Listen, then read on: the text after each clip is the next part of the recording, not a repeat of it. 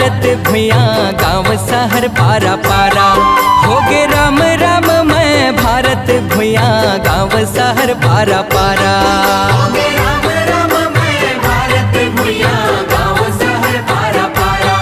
हो गे राम राम मैं भारत भुइया गाँव शहर पारा पारा। राम लला फुदकत खेले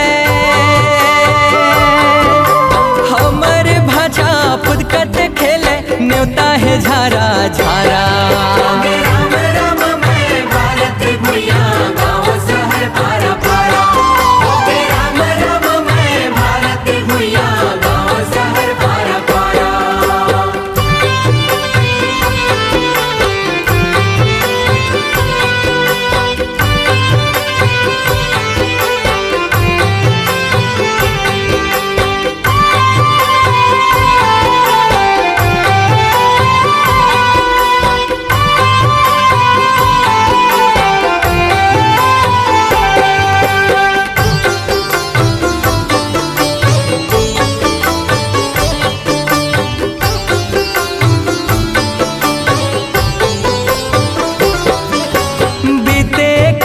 बछरहा संगी सपना सजे हर सांस माँ। घट घट जे हर वास करे ओ राम लला के आस माँ।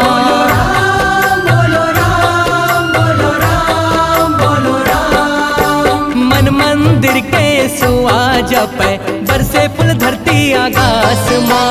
माँ कौशल्या के ललना तोला राखे हन विश्वास माँ। राम भक्ति के सरयों माँ, राम भक्ति के सरयों माँ आरोग्य डुबकी लगाबो। हो गे राम राम मैं भारत भुइया गाँव शहर पारा पारा। हो गे राम राम मैं भारत भुइया गाँव शहर पारा पारा।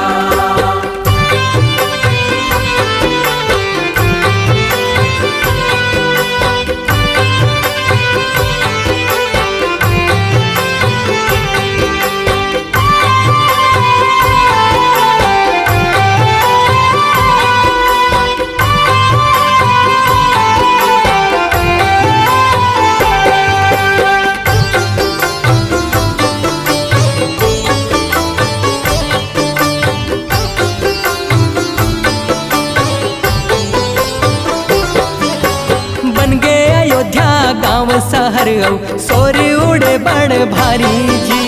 पग पग बंदे तोर चरण छत्तीसगढ़ या नर नारी जी। बोलो राम बोलो राम बोलो राम बोलो राम। सज के अवधपुरी सजे है मंदिर भारत माँ के कोराहा। डम डम डमरू बजावत आगे तोर भगत बम भोला।